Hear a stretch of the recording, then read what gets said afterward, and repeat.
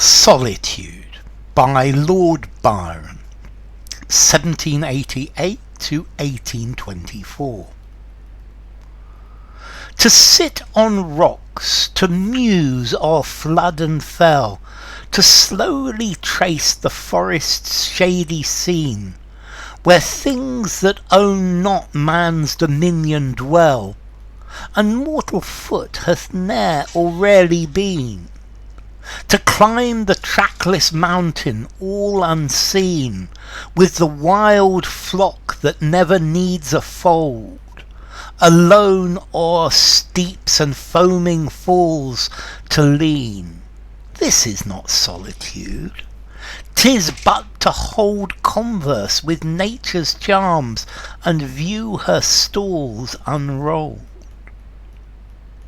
But midst the crowd, the hurry, the shock of men, to hear, to see, to feel, and to possess, and roam alone, the world's tired denizen, with none who bless us, none whom we can bless, minions of splendour shrinking from distress, none that with kindred consciousness endued, if we were not, would seem to smile the less.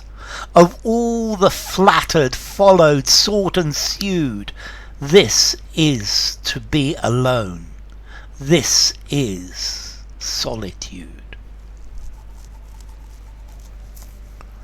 Okay, this is a poem by Lord Byron. Let's see, Lord Byron is one of the great romantic poets. He was born into a very rich family. He was born in London. He went to Harrow School and I think to Trinity College, Cambridge. His life was marked with scandals, romantic scandals, and finally he was exiled out of the Great Britain and went to live in Italy. At the end of his life, he died when he was 36, he went to fight in the Greek War of Independence against the Turkish Empire, and he caught a fever and died. So what's this poem about? Well, this poem is about nature, the beauty of nature. And nature is one of the great subjects of the romantic poets. And the poem is saying that in the city, when we are surrounded by people, this is solitude. This is being alone. Whereas if we are out in nature, if we are alone in nature, we can commune with nature and we can join into nature, plug into nature, and being in nature, we are not alone. And therefore, if nature is part of us, if we are immersed in nature, then this is not solitude. However, being in a city with huge numbers of people who we are not close to, this is true solitude. To sit on rocks, to muse, to think over the flood and fell, to think about the rivers, the waters, and the mountains, to slowly trace the forest's shady scene. So to slowly look at, to think about the shady scene of a forest, where things that own not man's dominion dwell. And this is the place. This is a place which is free of men. This is not controlled by men. This is not part of the world of men. This is a place free from men. And mortal foot hath ne'er or rarely been. And this is a place where humans don't go. This is a place which has rarely been been visited by humans, and this might sound frightening. To climb the trackless mountain all unseen.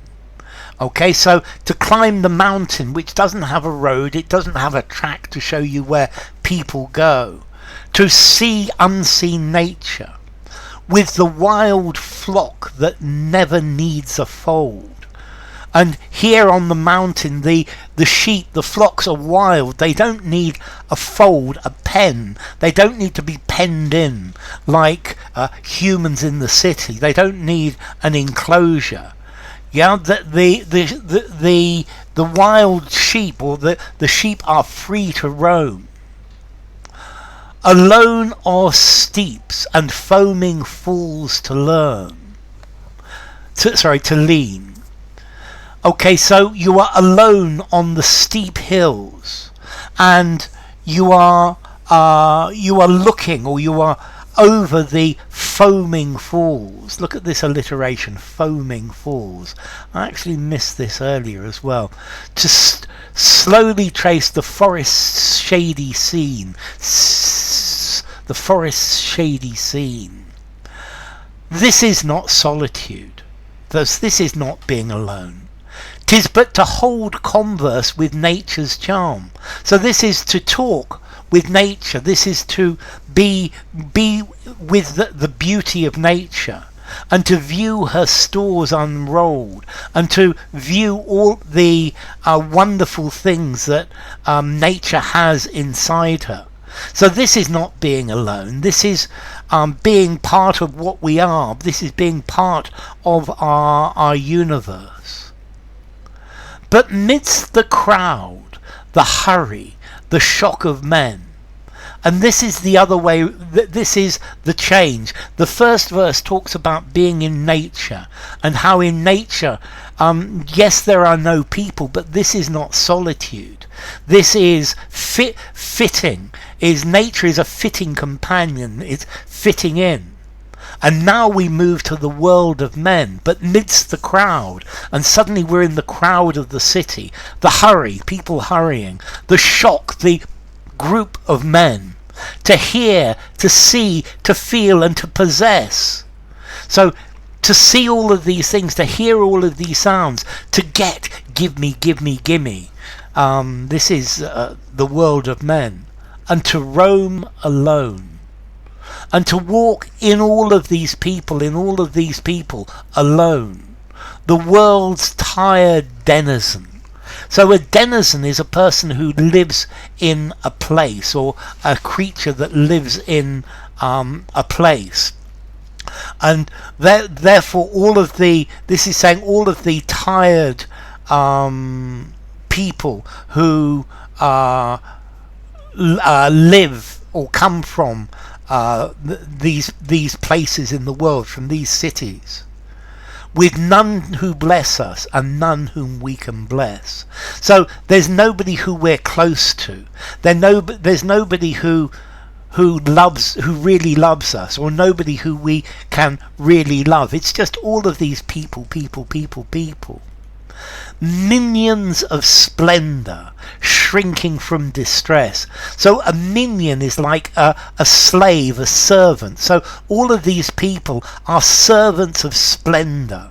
Yeah, they are following the fashion. They're following what the world of men tells them, and they're trying to avoid being unfashionable, uncool.